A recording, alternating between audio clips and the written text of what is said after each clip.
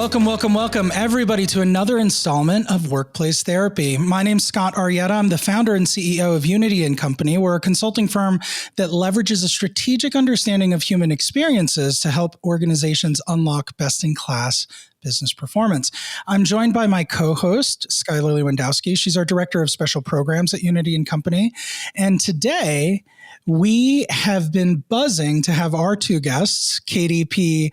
Desiderio and Michael G. Frino, the authors of the Beekeeper, Pollinating Your Organization for Transformative Growth. Katie started out her career in corporate marketing, where she found her passion for fostering collaboration and entrepreneurial spirit, which led her to a second career in higher education. She became the first female chairperson of the economics and business department at Moravian University, which is the sixth oldest institution in America and the first to educate women. Today, she serves as a tenured professor at the university, where she focuses her teaching and research on optimizing human performance at work, employee engagement, organizational citizenship behaviors, and flow at work. Katie holds several titles, including an MBA from Wilkes University and a doctorate in organizational learning and leadership from Barry University, and is a mom to two extraordinary girls. She and Michael are learning partners and frequent co-authors of journals and articles, and now this book. Which leads me to Michael. Michael has a background in writing and storytelling, publishing his first poem in 1993 and creating a beloved children's book series, Welcome to Way Cool School. But Michael's talents and interests extend far beyond writing. With over 20 years of professional experience in sales, leadership, and organizational development, he's worked with Fortune 500 companies across various industries, including payroll and human resources, pharmaceuticals, and medtech. Today, Michael finds his flow state by helping organizations transform their culture and focusing on the growth and development of individuals. He obtained his MBA from NSU and has a PhD in organizational learning and leadership from Barry University. And through his work, he has embraced opportunities to assist individuals, groups, and organizations in reaching their highest potential. And Katie and Mike, I just want to say we are so excited and privileged to have the both of you on the show. Thank you for making the time to be here with us. Yes, Scott, thank you to you and Skylar for inviting us. Yeah, absolutely. All right. So first question, just for some background for our listeners, can you tell us a little bit about what the Beekeeper is about and what inspired you to write it? Yeah, so I could take this and Mike can certainly chime in. Mike and I, as you mentioned in our intro, we went through our doctoral program together, kind of starting our work in, organizational learning and leadership. And we went on to write and publish in the scholarly space, really looking at human performance at work, right? How do we encourage ongoing learning and growth in developing leaders? And we came to this place where, we'd been publishing for over a decade. In my consulting space and in the work I do at the university with adult students, we started to see over the last few years kind of the impetus of storytelling resonating with people. And so as you mentioned in Mike's bio, right, he has this background in kind of creative writing and, really thinking about how we can bring, seemingly theoretical things to very kind of, usable, actionable ways. And so we started talking about, should we think about a book? And we were literally in Chicago for business for different reasons, probably, 30 minutes apart from each other. And we're like, we hadn't seen each other in a while. We live thousands of miles apart. Let's get together for dinner and start to think about what's our next thing? Like, what are we going to work on?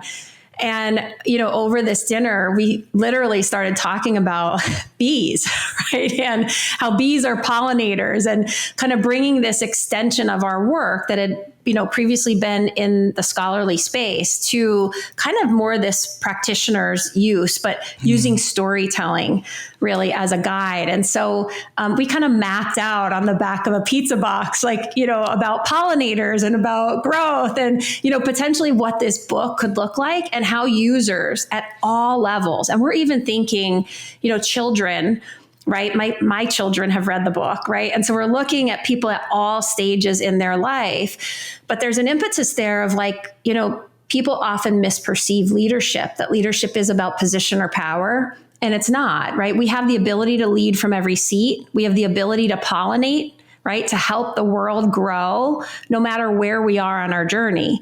And so this kind of drove, our kind of inspiration and purpose to create something that was usable, right? But something that people can take and open to interpretation, right? In the undertone of you choose who and how you want to be.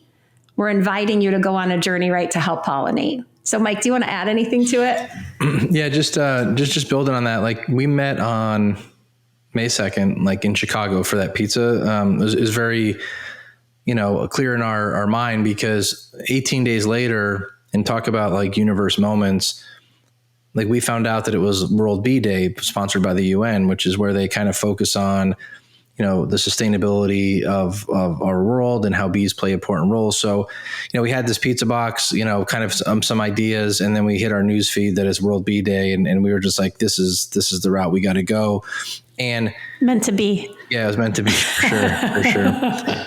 And storytelling was important. We always have thought that, when you walk by an airport or a bookstore and you can grab a book and just pick it up and read it and not put it down. That's what we wanted to kind of get out of the book versus, a business book that may take, a few months to read, and, you read chapter by chapter. And so we wanted to kind of get that feel where someone could grab it and just not want to put it down. And that's kind of why I went with the leadership fable kind of concept versus a traditional business book. It actually did start, when we started talking about writing a book a while ago, before the pizza moment, we did think about writing a business book, a traditional business book, and wanted to go that route, but just too many things happened at that dinner where we just started brainstorming and mapping out what the fable could look like. So it worked. I love it. And did you do the very Midwestern thing of putting honey on the crust of your pizza to like add to the beekeeping spirit? Oh my goodness, I'm going to have to try that now. I love that. I will tell you though, Skylar, Mike and I are just at the core of our being, we're researchers. It's just like, we're so curious. And when we decided to go the bee route, we started researching like with, beekeepers, and we learned so much about honey and the health benefits of honey that I literally have all kinds of shapes and sizes of raw honey in my house now. So I'll just have to try it on pizza. That's great. That was actually a question I had for you all. Is like, I love that you guys chose to write this in the form of a leadership fable. Right. Because I think as somebody who's read a lot of business books, I can tell you that there's this point of fatigue that you get to, no matter how interested you are in the subject, right? Where another business book just sounds like the worst possible thing. And, normally when I get to that point, I'm like, I'm going to switch to fiction for a month or two, but what I love about your guys' book is that it kind of feels like the best of both worlds. I feel like you guys have written the narrative form in such a beautiful and descriptive way. And so it really transports the reader to the environment that you guys have created. And I won't give too much of it away. But you do a really great job of interweaving this like metaphor of, bees and like the way that they are organized and the way that they interact with each other as a community, and like leadership and the responsibilities of leadership. And so, Mike, I just think that, if your goal was to create a book that was a fast read that you couldn't put down, that was also edifying, like I think you guys kind of really hit the bullseye on that one. But it does bring a question for me, because throughout the book, there are a lot of metaphors about the way that kind of these bee societies, colonies, I'm struggling to find the right word, right? But the way that these beehives like operate. And I really kind of wonder, like, what came first, the chicken or the egg? Did you guys get really, really smart about bees after you decided to write the book? Or did you already know a ton about them and know that there was a lot of transferable lessons there? Yeah, Mike, do you want to take it? I think we can both probably chime in. It's because Katie mentioned we're kind of researchers. We had this concept and felt we would do the book a disservice if we didn't go and kind of experience it ourselves and really immerse ourselves in the beekeeper community. And, so yeah, it was kind of the idea came first. The World Bee Day came second, and then us booking time with different beekeepers across the country to learn about their hives and what they do to keep their hive thriving was really the third piece of that. And then the writing, really kind of came from that. A lot of note taking, a lot of writing, and a lot of learning. Yeah, and there's pictures, right, with us in full beekeeper suits, with our hands in hives, understanding just the interplay of how these bees work, right, of the role of the queen, of we really wanted to kind of get in there. I think Mike has the bee stings to prove it, right? Of some of these I was going to ask that. I was like, did anybody get stung? He did in his last visit. It wasn't until the book launched that I got stung. Like, we launched the book. I went to give a book to one of the beekeepers that met with us, and I was helping her, and I got like 5 or 6 stings. They were pretty bad, but I'm not allergic. I knew that, so thank God. But, that's your christening. Yeah, that's my christening for sure.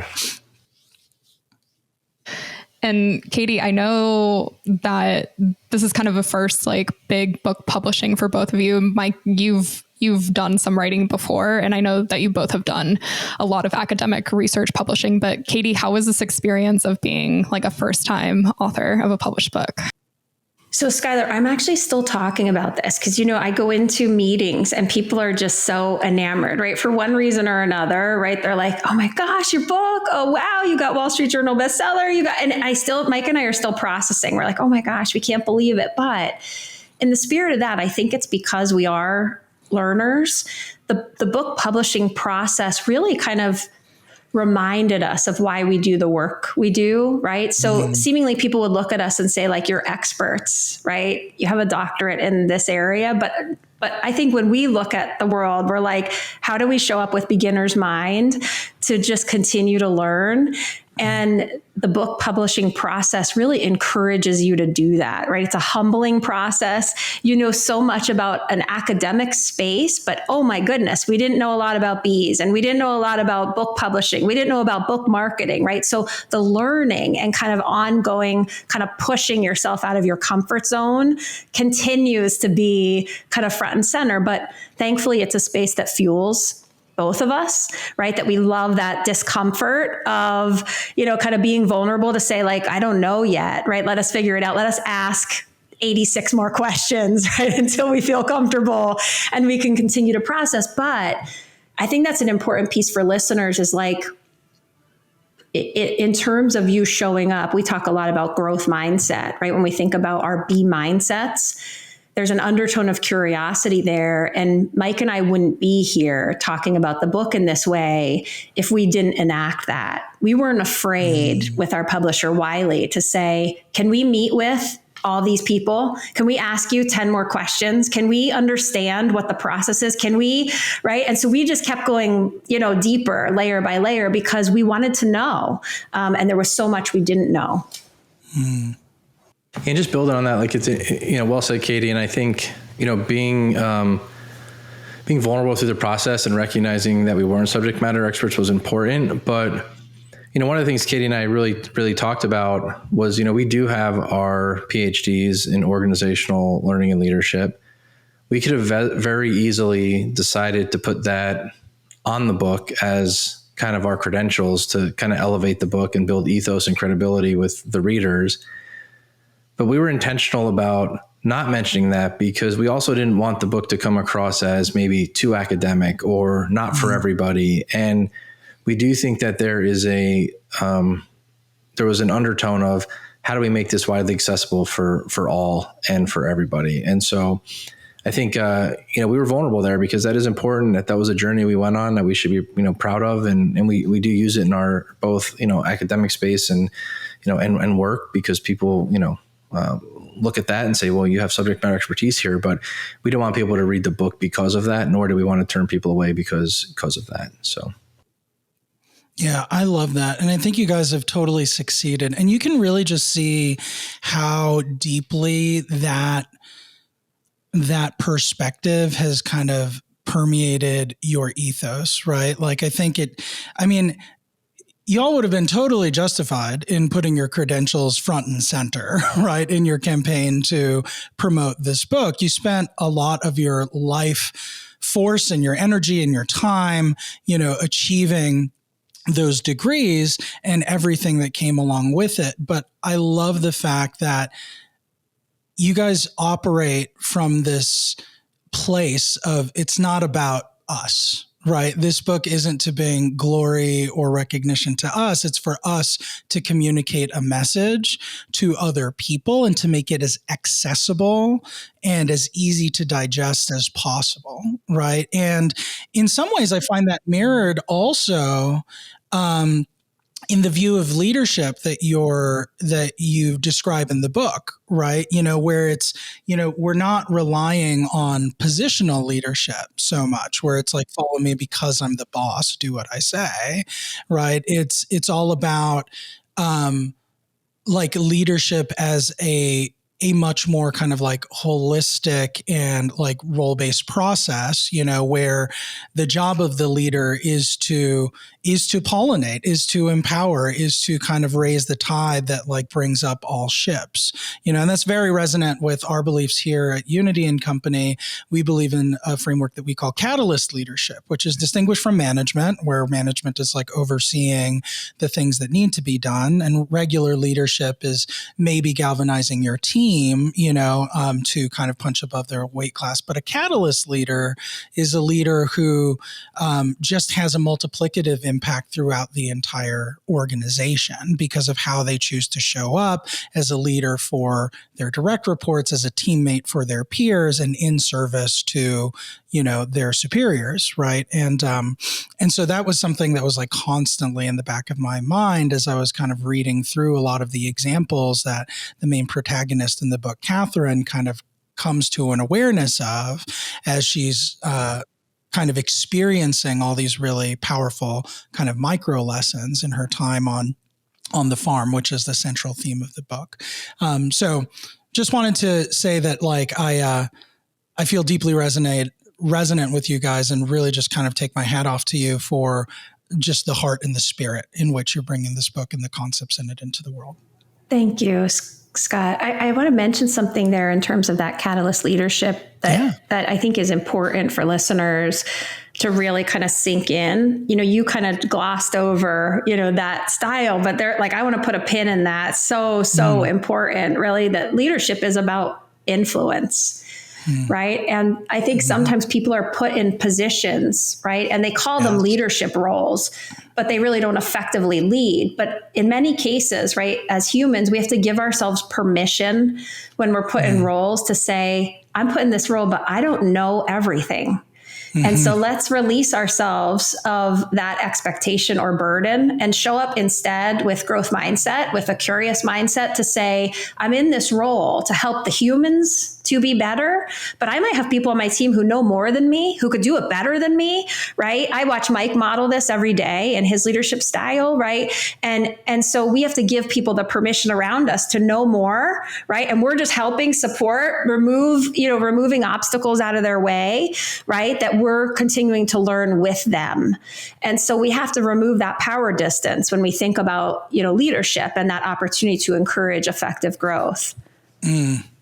I love that so much.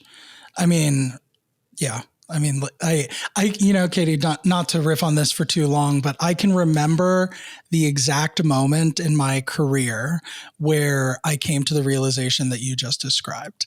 And it's really silly because, it happened early on. So I worked at Starbucks as a barista, as I was kind of like working my way through school, trying to just get a little scratch money between classes. And I remember I was working the espresso bar back when Starbucks had manual espresso bars, right? So there was like some skill and physical labor required to pull a cup of coffee. And the general manager of the store came because it was really busy. She came out of the office in the back where she was like doing the books or something, and came out to work the bar with me. And I, because I'd been cranking day in and day out hundreds of cups of coffee, was just like much faster and more efficient at it than she was. And I made some kind of comment just about, like we had a pretty good friendly relationship just about how she's, like slow. And it's like, how'd you get to be a manager if you can't like pump out drinks fast enough to meet the morning rush? And later she pulled me aside and she's like, what do you think my job is exactly? And I was like, well, I think that you should basically be able to do everything that I can do, but better if you're the boss. And she's like, that's not my role here. She's like, my role is so much more than the quality of a cup of coffee that I can pull, right? Like I'm in the trenches with you when I need to be. My job is to support you and to grow you and to mentor you and to teach you the things that you don't know that I know. But she's like, I'm also completely comfortable with you being better at things than I am, right? It's like, that's what it means to be a leader of a team. And I was like, I don't know, 20 or something at the time. And at the time, like that just blew my mind because my vision of hierarchy was that with every step of additional responsibility, you have to be the top 1% of every subordinate step to get there. And what I found like later in my career after she opened my eyes to that is like the best leaders actually are the ones who aren't necessarily really great like at the things that their subordinates do or their expanded team does, because it allows those people the room to shine, right? And really the leader's job is to inspire and empower and encourage, and to break down barriers to allow your people to be the best that they can be. Oh, I love that you just said that. Be the best that you could be. That's perfectly woven in there. There's like a Beekeeper 2.0 coming. I have a tick sheet of all the bee analogies that we are like intentionally or unintentionally saying. But yeah. I love that. But Scott, what you just said is really like the impetus of, in the book, we ask readers to think about their bee mindsets and leaders really are about becoming beekeepers, and not in the traditional form, but in the BE, right? Beekeepers. And so all those things is like that, those become lens check moments, right? So what we see depends mainly on what lens we choose. And from a leadership perspective, we could see leadership as a position of power, or we could choose the B mindsets, right? That we want to help other people be the best they could be, right? And we enact that, we create the space for that to happen. But that's a personal choice. And so for readers, we wanted readers to think about how they activate that agency in their life, right? Maybe you need to hit the pause button and just as Catherine did, right? Unlearn some things that you had been doing where you were unintentionally standing in your way or in the way of your people, right? Yeah. Because her intentions were sound, but the impact on the team was not. And so how do we make small changes, right? In how we choose to be, and then creating that culture to allow people to do that as well. Love that. So what you're highlighting, Katie, is just one of dozens of great lessons in the book. One that I really want to zero in on is this concept of being proximal. That's something that comes up a lot in the book. So I'd love to give you guys an opportunity to define for our listeners, what is proximal and what does it have to do with leadership? Yeah, so I think when Katie and I were mapping out the story of the Beekeeper, proximal is an important word. It's part of Katie's, in her consulting company name. It's part of her name. But really by definition, proximal means to the center, towards closest to the heart. And medically, it's used to talk about, this is a proximal part of the body, meaning it's closest to the heart, closest to the center of the body. And so when we're thinking about flowers, there's proximal parts of the flowers. And really the whole impetus for it is that if you can place yourself as a individual or, a leader at the center of someone's growth, then that is really what it means to be proximal. And if you can focus on really that core of like, what do people need to be successful, right? How can I place myself at the center of their journey and make sure they have everything they need to, thrive themselves, much like the beekeeper does for the hive. And that is really what it means to be proximal. And the message then, for leadership is that, and you guys illuminated it so beautifully a few seconds ago in the conversation, is that, it's not a hierarchy. It's not a hierarchy that we're looking for or looking to obtain in leadership. It's how do you place yourself at the center of someone's growth and organization's growth and team's growth. And there's a number of different ways you can do that. So that was really kind of the concept of being proximal. But, I'm sure, Katie, if you want to illuminate anything additional. No, you said it perfectly. And Mike, there's also the encouragement that, this is open for interpretation. So what does at the heart mean for you? How's that different, right, than what it might mean for Skylar, right? How's that different from, and we have to show up curious to find that out. And that comes really in us being able to enact the platinum rule, right, which is to treat others as they want to be treated. But we have to understand what being proximal means to those individuals. And it won't mean the same thing that it means to us. And we can't make the assumption, right, that people think the way we do or have the same needs that we do. And so that's where I think in the book, we encourage readers to think about your own interpretation and then your own choices, right, for your own B mindsets and how you bring those to life.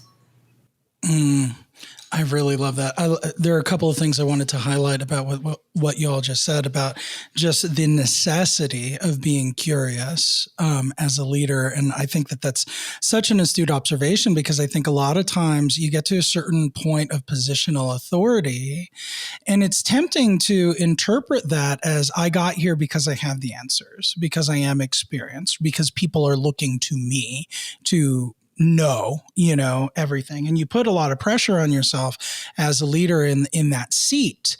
But almost ironically, the best leaders are the ones who admit from day zero, I don't have all the answers, right? And I'm going to adopt this attitude of curiosity to kind of figure out what the right answers are, not just on the whole, but for the individual, right? And I think like that's really important. Early on in the book, you guys weave in a disc reference, which, for those of you who have not kind of like taken it, it's, what's the right way of describing it, Katie? Is it like psychometric behavioral style, like analysis? Yeah, personality and behavioral assessment. Yep. Personality and behavioral assessment. And I love assessments like that, the DISC assessment and others like it, just because I feel like when teams and leaders start with an understanding of their own propensities and like the way that they kind of approach their work,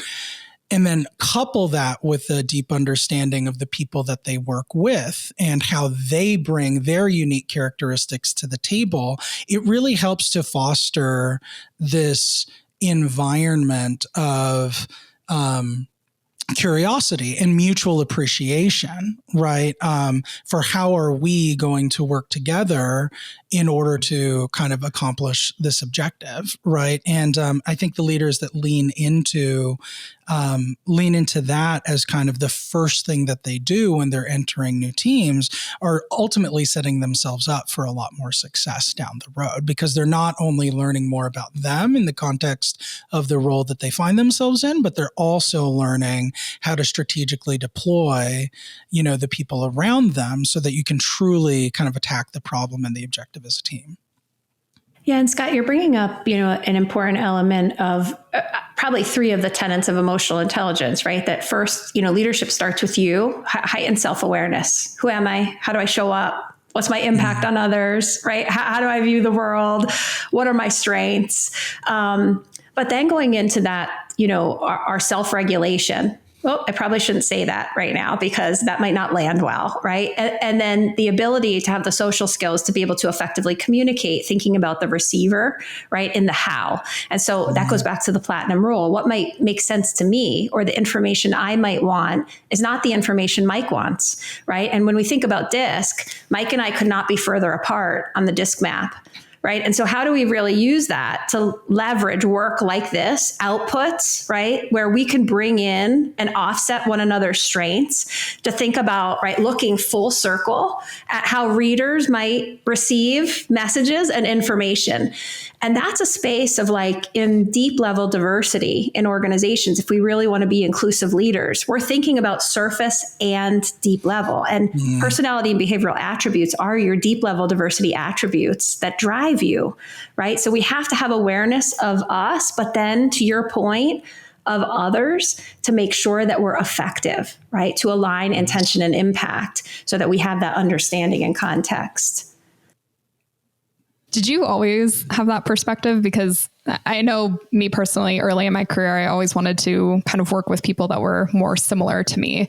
And like you said, the diversity and inclusion mindset is actually acknowledging almost the opposite and saying like there are strengths to working with people that are different from you. Has there been a point like in your career path that you're like, oh, this is a light bulb moment of actually the benefit of collaborating with other people that are different than me? So Mike, do you want to go first? Yeah, I mean, I think we gravitate, Skylar, to people who are much more similar to us, you know, and have, you know, for validation reasons. And I do think that if you look at a lot of the work on optimizing performance and, you know, high performing teams and having the diversity of thought and voice and skill sets and personality just inherently builds stronger teams. So I think probably my perspective early on was similar to yours. And I think as you learn and grow and think about a growth mindset, you know, not you personally, but rhetorically, anybody who thinks about it should think about like building a team of talent that is much different than them, because that's how you create a winning, high performing team. And not to say that bringing people on that are similar to you is not a good thing, but, you know, being mindful as you're recruiting and as you're, you know, building project teams that, do I have every voice and every type of personality represented here that can challenge the status quo and provide different insights? And it's not like groupthink, you know, and that becomes a challenge too. And just really quick, going back to something Scott said, is like, I think having these assessments is really important in understanding yourself. And sometimes leaders read things about themselves that, man, it's not too fun to hear and see, you know, and read about. You're like, oh, this is how I show up. Like, this is what people think about me. And it's easy to suppress that, right, and not talk about it. But I think the winning teams, to your point, are the managers and leaders and people who are leading teams and organizations that actually put that first thing, right? Like, these are the good, the bad, and the ugly, right? Because we want our team to know that if I show up a certain way, I'm going to work to grow and stretch and not do this. But if I do, like, assume positive intent sometimes. You know, this is not my intention, but this may just be reflected in my natural tendencies. And it's important to communicate that so you can build that winning team and not have people think that you're, you know, dislike them or don't like working with them. And so there's a lot to those assessments that can help drive, you know, optimal relationships across organizations and teams for sure. And Mike just said something so important when we're thinking about this is, you know, and so I talked about 3 of the tenets of emotional intelligence earlier, right? Self-awareness, self-regulation, and social skills. But Mike just brought in the internal motivation piece that, you know, you could train people all day. You could give them awareness. If they don't have the want, the internal motivation to stretch and to say, wow, I didn't mean to offend you, or I didn't, right? It won't happen. That's the one piece we can't train, right? So we could give heightened awareness, but we're seeing, right, effective leaders are showing up the way Mike just said. I didn't realize that, right? We have to have a conversation about it so that I could be better, right? Because this was my natural inclination, right? Or my intention, but it didn't land the way that I expected. And so let me just adjust my communication so that I'm mindful of you and how you're receiving the information instead of what makes sense to me.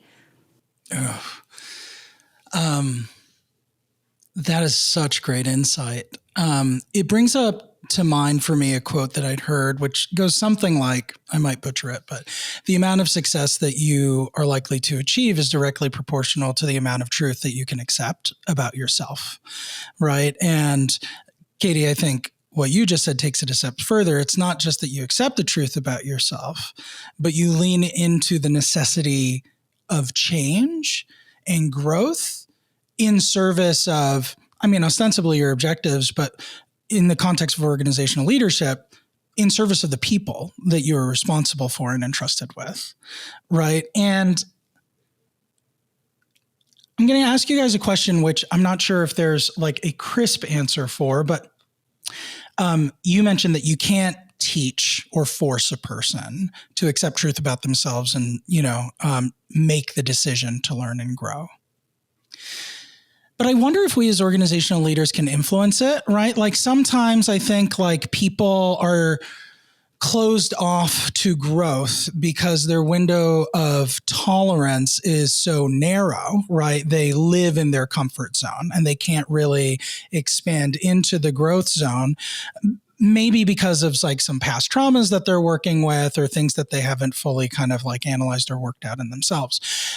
But sometimes I think that there are organizational factors at play that make it difficult to be vulnerable. Like if an organization does not have an established foundation of trust and psychological safety, then admitting an area of growth can feel like an existential threat. It can feel like accepting a demerit that will find its way onto your performance review at the end of the year, or that might eventually end up in a conversation about how you no longer work at the company anymore, right? And so I think it's like easier for leaders to lean into vulnerability and growth mindset, provided that the organizational foundation is a safe place for people to explore those parts of themselves. That's my perspective anyway. I'm interested to hear if you guys have like any like perspective or thoughts.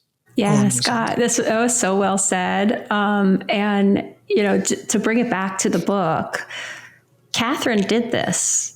Right? In her emails to the team, she was almost giving them permission to start to be vulnerable. She was sending back learning moments, right? She went on a trip that she really didn't want to go on, right? She would have rather been at the spa, right? So she went to a place, but inevitably ended up learning, right? And having these aha moments and sending it back that was having an impact on the culture. And so to your point, it does take effective leadership to create that thriving hive. So when we talk about becoming a beekeeper, right? Beekeepers in the traditional sense create a safe hive for the bees to thrive, right? To be able to do their job and pollinate.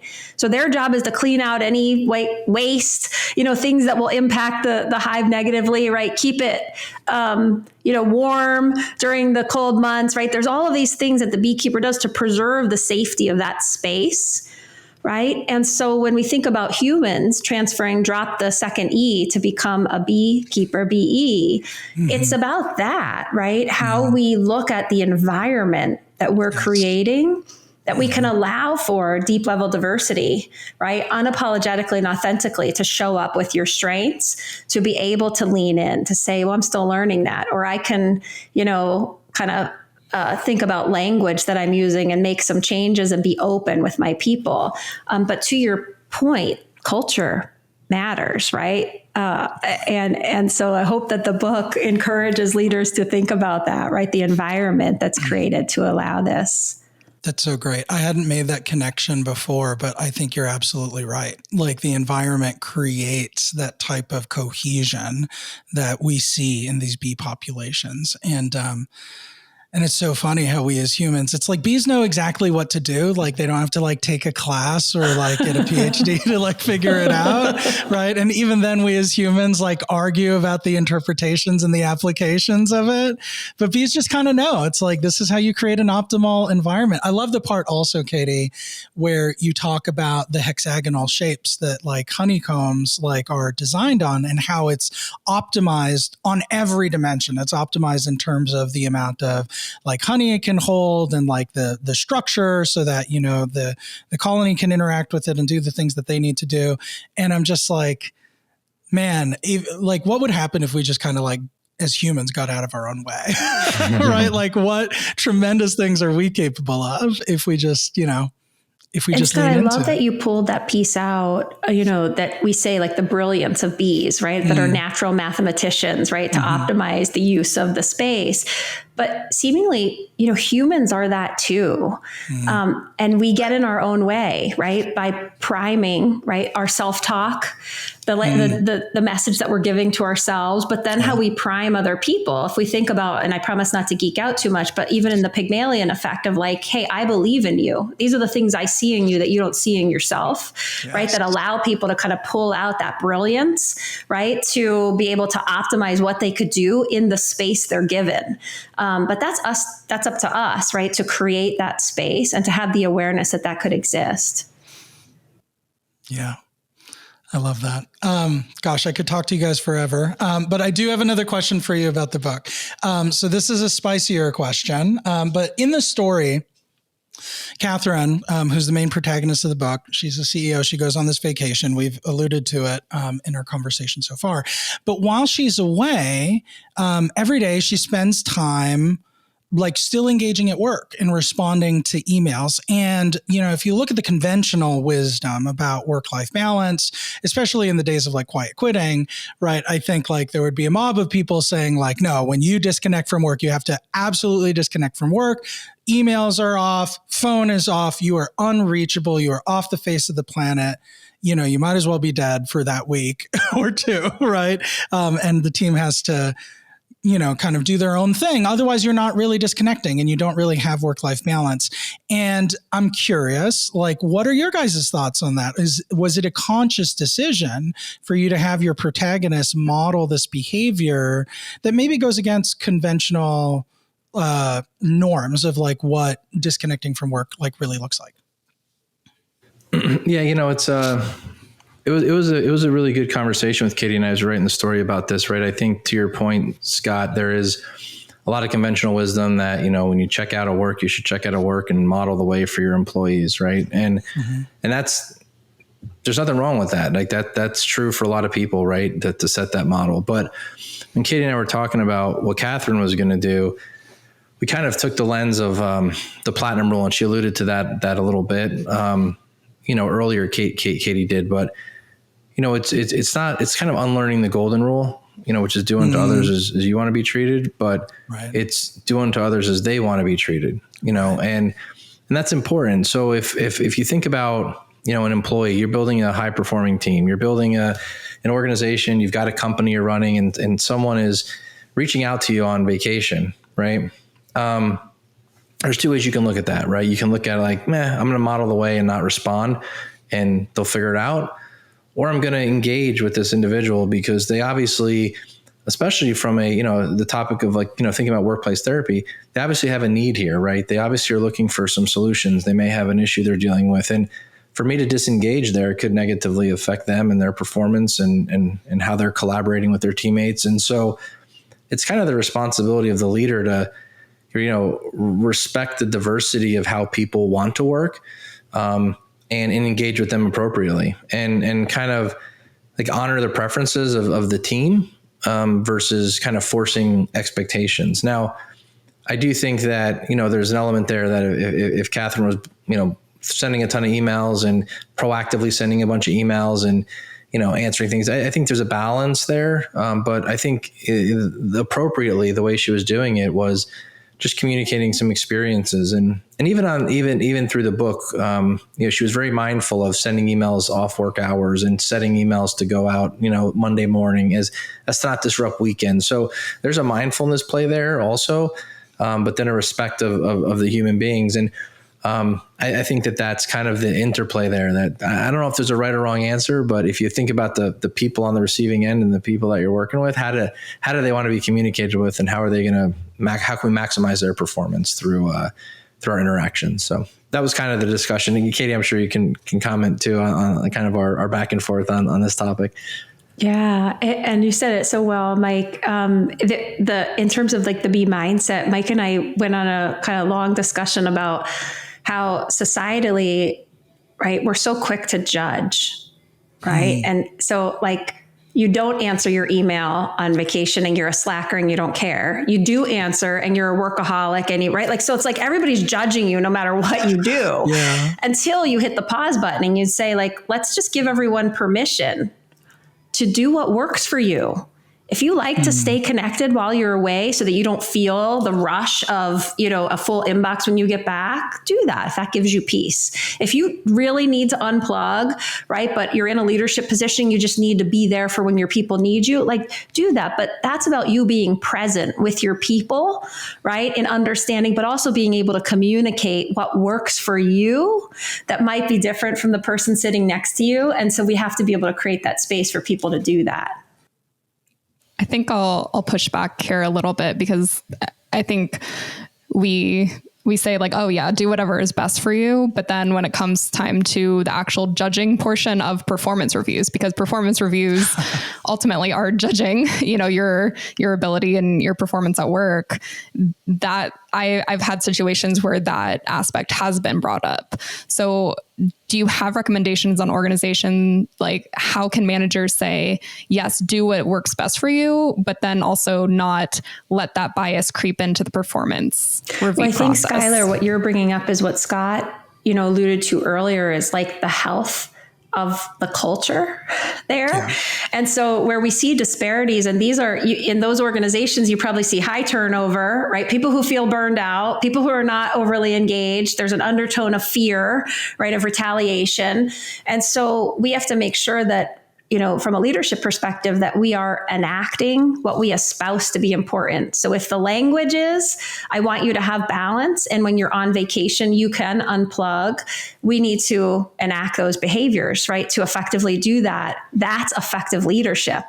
Where we see that disconnect, right? We see the impact on people, and seemingly those people won't stay in role or be able to work in that environment for long periods of time. And so especially post-pandemic, when we're looking at creating thriving hives, creating a space where your people stay, right? You have to make sure that what you're saying and what you're doing are in alignment. Yep.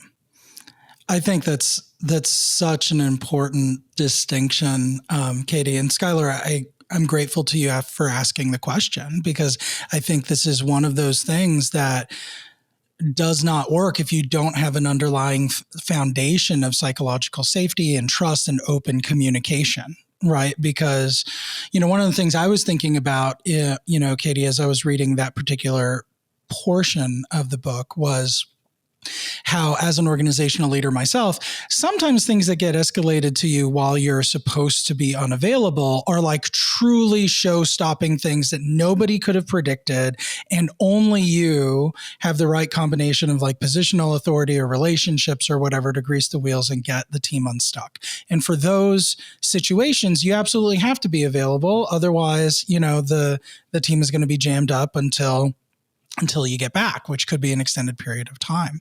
But other times, like stuff that gets escalated to you is just really urgent to the person escalating it to you. And like, if they thought about it, there would have been other ways that they could self-serve and kind of, recalibrate or reprioritize.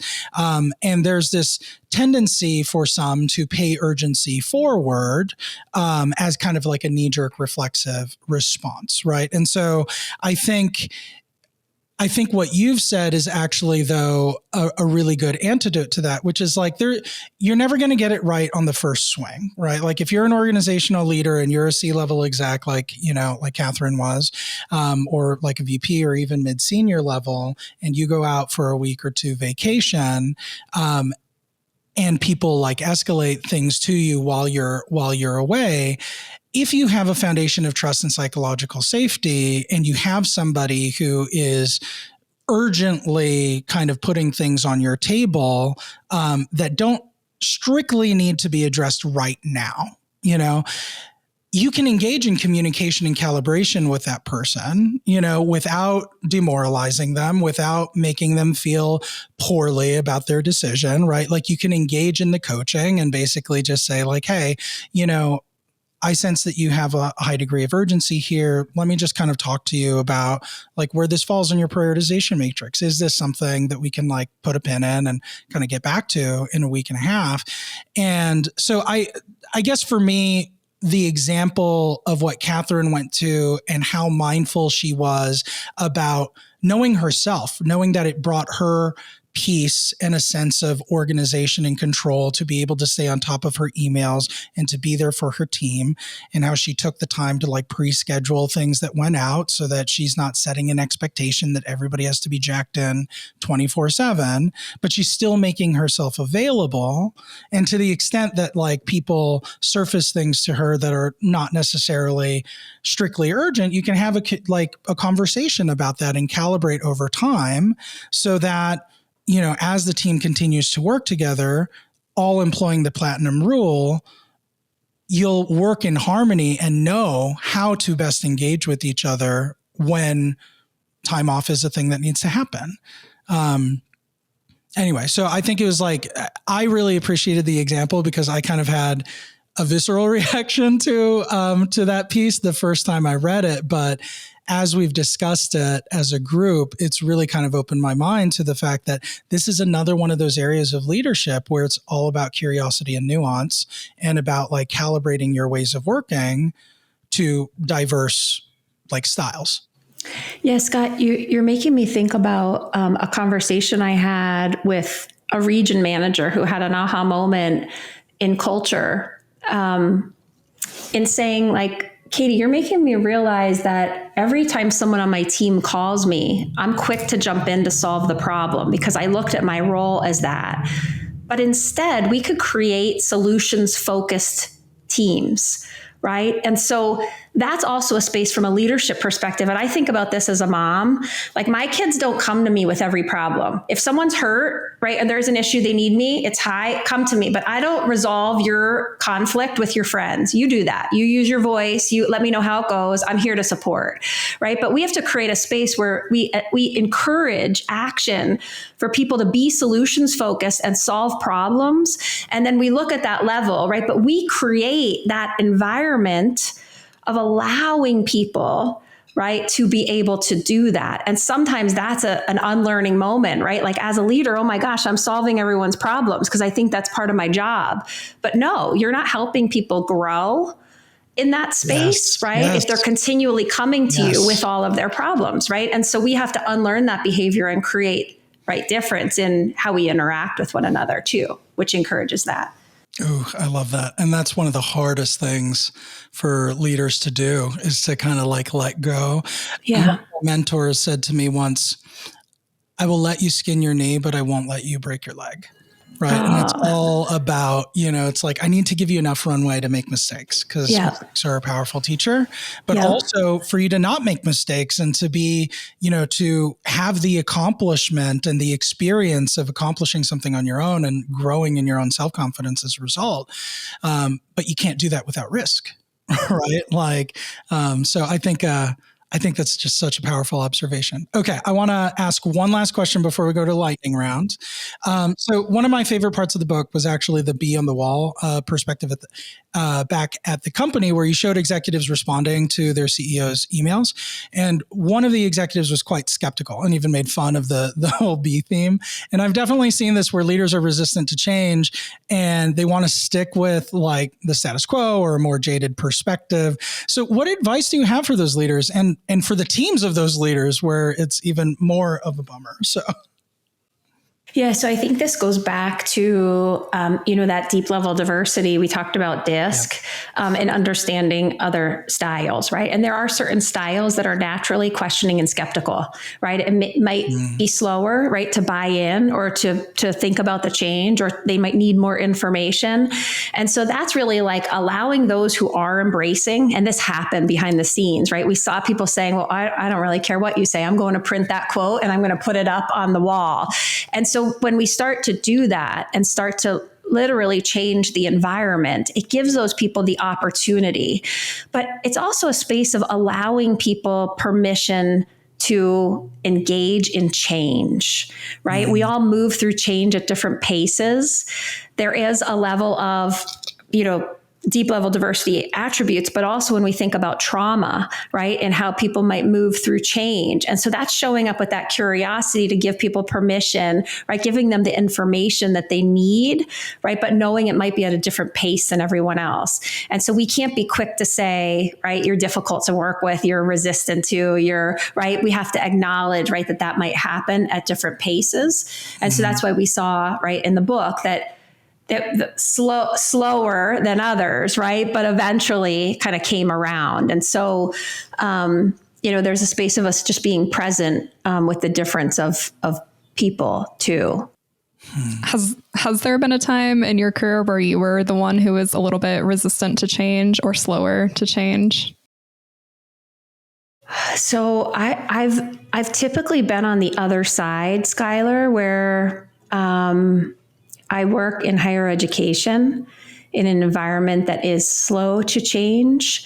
And so I've been on the other side where maybe I've needed to slow down, right? Because I love change. I love activity, the dynamic entrepreneurial push for me, it's been okay, Katie, you have people who need more information, more time, more one-on-one space. And so for me, paying attention to that, to slow down has been, I think, more of the call for me. Mike, what about you? Yeah, I probably am on the same side. Like I'm more leaning towards the innovation side, and like I enjoy change. I like the challenges personally and organizationally, but I think Katie brings up a really good point that there has to be a process for me in place to make sure that change is successful. And I think in the absence of a change process, then I don't want to uptake the change, right? Because I don't know a clear path forward and a plan and how it's going to be executed. And with lack of that, just knowing my personality style, then that's an uncomfortable spot for me. So I think there's a balance of, resistance to change. And so even in the Be on the Wall perspective and in the Leadership Guide to a Thriving Hive, perhaps, one can wonder if that it was a resistance to change or just not really seeing where it was going to get, this person or Scott in the organization to make a change or Beatrice, right? Like, so how do it may take them a little longer to get there, but that's okay. Maybe they saw a path forward after a while, after seeing others model the behavior. So I think the change management process, a lesson learned here is, if you're going to implement a big change, it's make sure, especially from a workplace standpoint, not everybody's going to go along that same journey as fast as you. So make sure there's a good process. Otherwise, there could be people who don't feel supported in the company and don't feel like they have, this is right for them. And it could really impact the workplace significantly. I love that. I mean, Skylar and I actually recorded a podcast episode. It hasn't gone live yet, but it's on change management. And one of the interesting things that she brings up in that episode is how the change management process actually very closely mirrors the stages of grief. And because in a way you are grieving the death of the old way of doing things. And I think where a lot of organizational leaders find themselves struggling to create space for people to go through those grief stages and finally reach that point of acceptance. It's because as leaders of change, we've been incubating and thinking about change for months before it's time to roll it out or announce it to the rest of the organization, right? So we've already reached acceptance. We're post-acceptance. We're at implementation. We accepted it a long time ago, started drawing up plans, and now we know what it looks like, in production.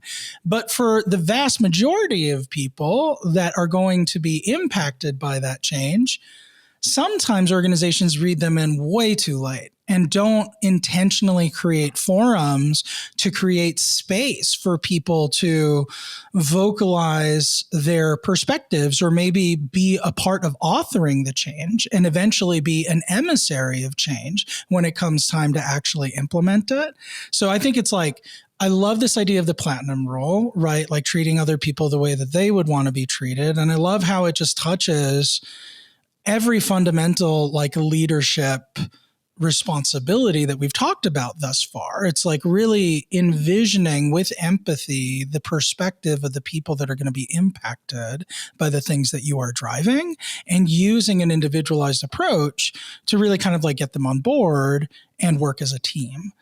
Which I think is super powerful. And Scott, you just illuminate on something really important, right? You brought in the fifth component of emotional intelligence, empathy, right? Which we need, that we have to show up listening to understand instead of listening to respond. But when we navigate change isn't about the tasks and the structures. It's the human beings that you need to bring along. And so to your point, it's easy to lose sight of that, right? That we have to bring the humans along with us through change in order for the change to stick, right? And so it sounds so obvious, but in so many ways, people just forget, right? The impact, or to your point, the grieving process of humans, right? As we navigate that, and we'll all do it in different ways. Love that.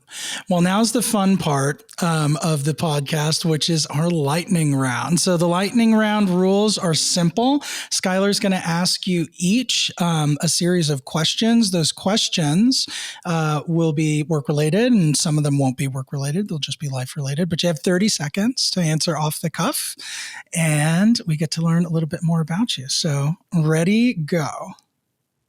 Well, I'm actually going to diverge from one of them and add a Beekeeper special lightning round question, which inspired by the book, because one of the executives, they are kind of asking her to be a little bit more vulnerable because she's usually not. And she shows that she's actually really great at calligraphy, and nobody knew this about her at work. So I guess the first question is there something, a special skill or something that usually you don't bring into your professional sense that you want to share out now?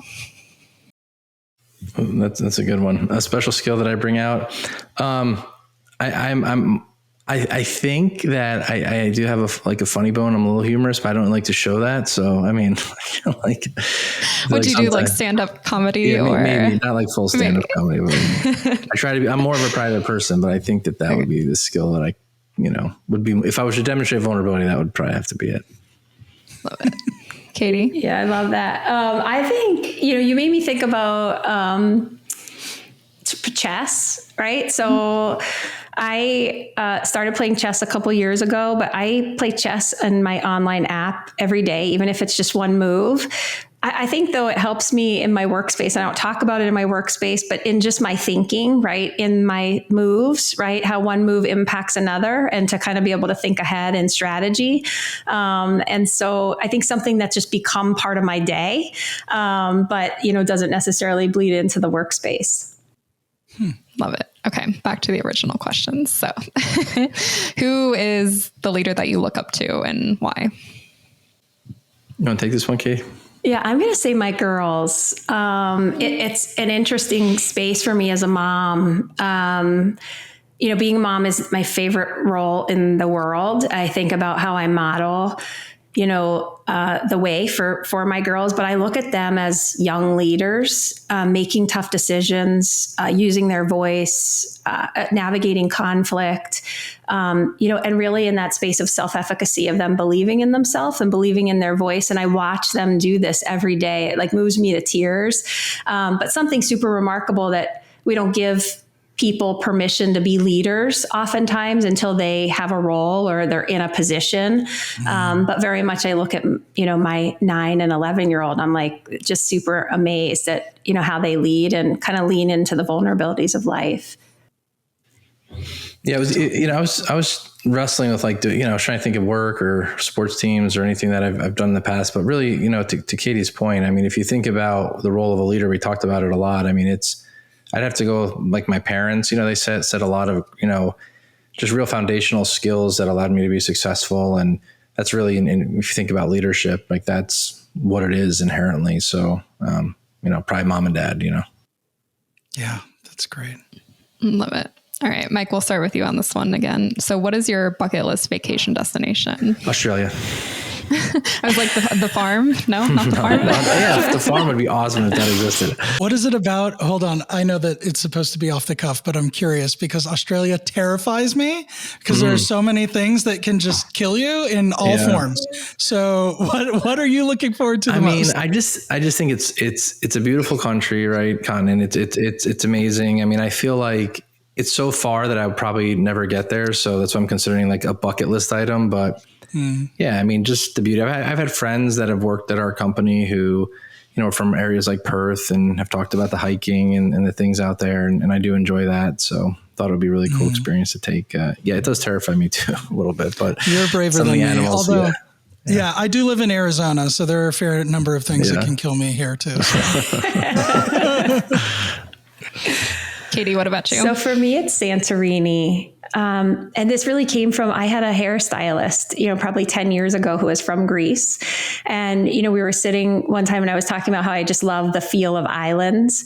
And she was like, you have to go to my island. And she introduced me right to Santorini at the time. And so I've been reading about it. 2 years ago, my daughter did a report for school on Santorini, Greece, right? So it's just on our bucket list as a place that we would just love to go visit. So hopefully I'll check that off the bucket list soon though.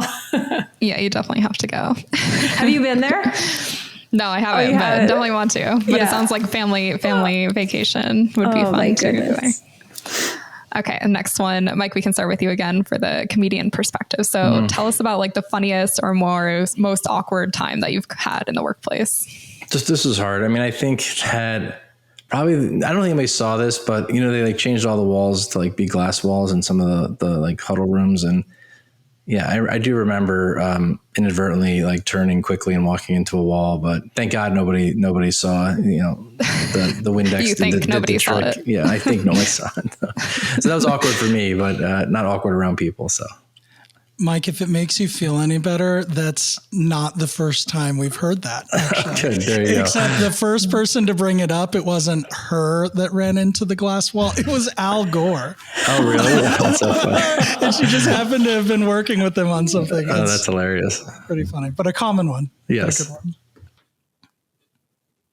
So mine is a awkward moment, but maybe students on the college campus found it funny. Scott, you mentioned this in the opening that I work for a university that's the 6th oldest college in America. So we have like cobblestone sidewalks, and I wear heels every day. I'm in heels.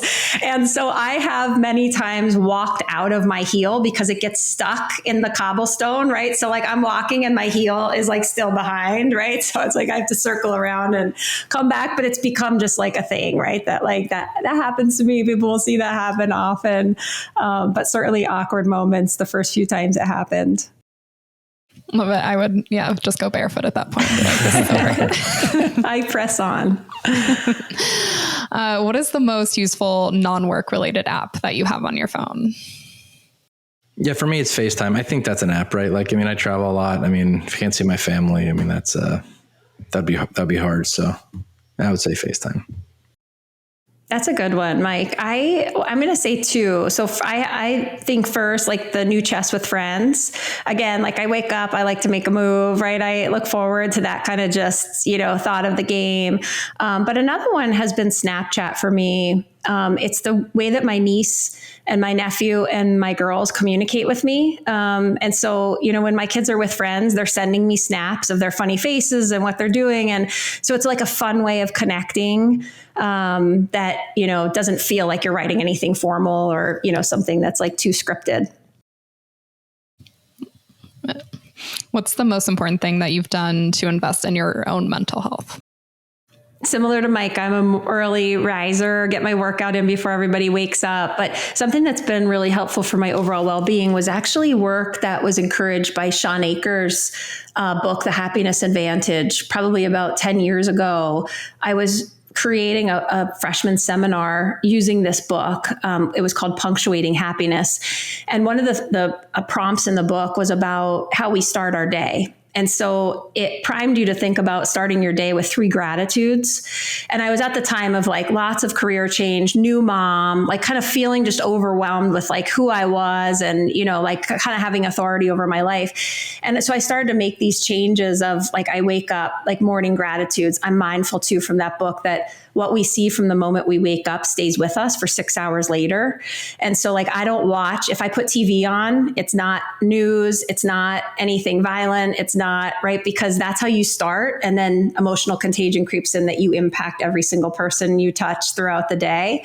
And so that's been something that's just stuck with me. I just naturally do that, morning, gratitudes, workout, kind of priming myself for the day. But really came from, Sean Akers' work and The Happiness Advantage. I had no idea that it stuck with you for 6 hours later. That's crazy. Yep, I know. That's my pro tip. I'm like, there's so many days that have gone downhill that I could have in retrospect completely avoided. Unfollow those things on Instagram, right? Absolutely. Or just don't look at your phone first thing. That's what my thing is. Like, that's the first thing I do is check all my notifications. And there are definitely days where I should not do that. Yeah. All right. What's your biggest pet peeve?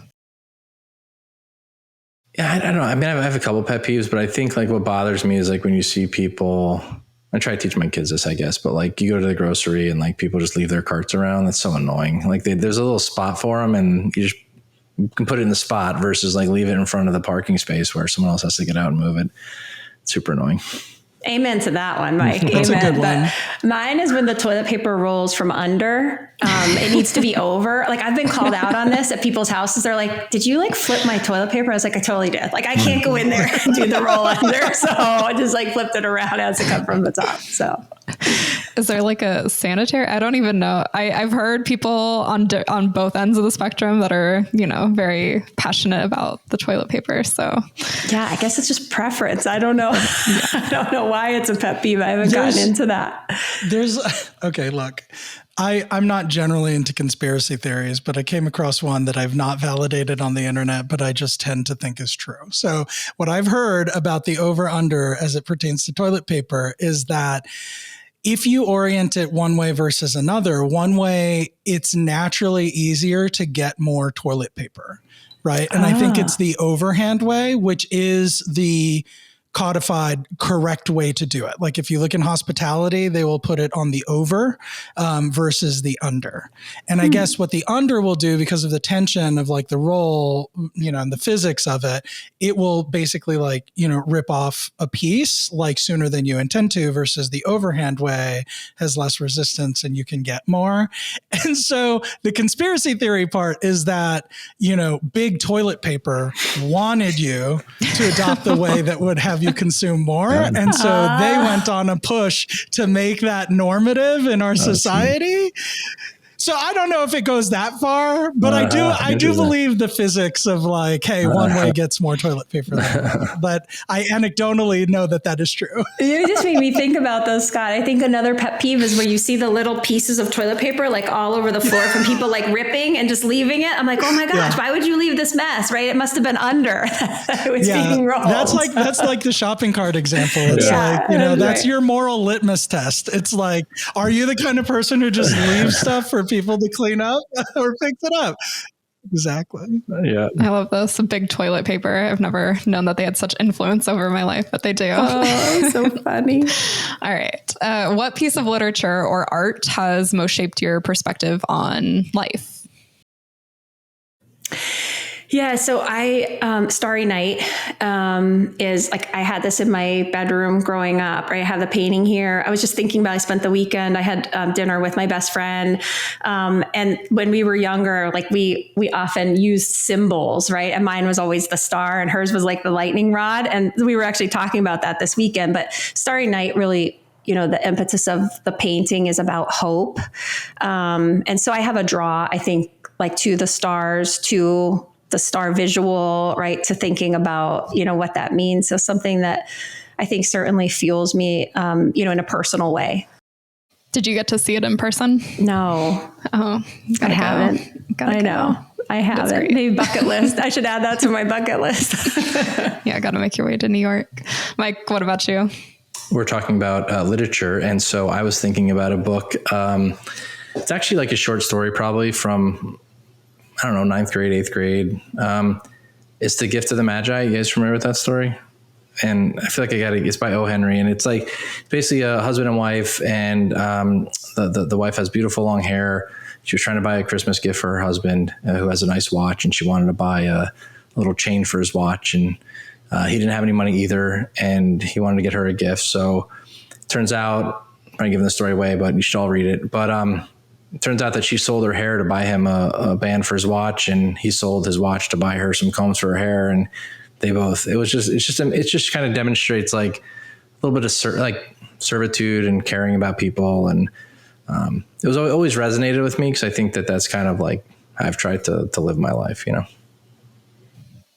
definitely have to read that. Yeah. All right. Last question. Katie, we'll start with you. What is your mission in life? So I use a model of recognize, reflect, connect, right? It's kind of like my mental model. I use it in curriculum design. So when I think about my mission, right, and how I want to show up, there's a recognize like what I give my time and energy to, right? So what you give your time and energy to grows. And so I must recognize that I'm intentional as a mom, as a friend, as a colleague, right? As a wife, as a sister, a daughter, right? That I'm giving my time and energy to things that I want to grow. And then in the reflect, right? How I choose to interact with and see the world. And I get to choose that. Right. And so in that reflection, that's in like my morning gratitudes of just like, let me reflect on how I could see this different, how I could show up different. And then the connect piece is kind of the be proximal state. It's like at the heart of connection. And so when I think about connection is actually one of my core values as well. And so when I think about my mission, I want to enact that as I'm, interacting with people, and I'm mindful of how I make people feel after an interaction with me. I think my mission and kind of like what I think about in life, like life's purpose, is just to, be a good human being. I mean, I'm learning, to be better at being kind and understanding others and trying to demonstrate a little servant leadership and, being a good, father and friend. And I think that ultimately is kind of like how I'm starting to view life, as I kind of grow and get older. But yeah, it's certainly important. Love it. Well, thank you guys just so much for your time and sharing your wisdom. I know that I've learned a ton from both reading the book and then discussing it with you both. And so just really, really grateful that you've invested this time for us. And I'm really excited for how our listeners will benefit from it. Now, if our listeners want to purchase your book and or connect with you to learn more, what's the best way for them to do that?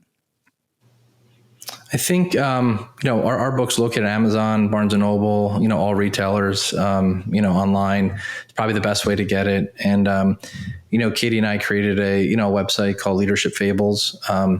And you can connect with us there on LinkedIn or any of our social media channels and follow us along on Instagram. And we're doing our best to put content out to keep everybody engaged. And that's probably the best way is social media. Mm-hmm. We'd love to connect. Yeah. Great. And we'll go ahead and put that in our show notes as well. You can access this episode at workplacetherapy.net. So that about wraps up the time for today's session. If you guys like this content and want to see more of it, you can reach out to us at info@workplacetherapy.net.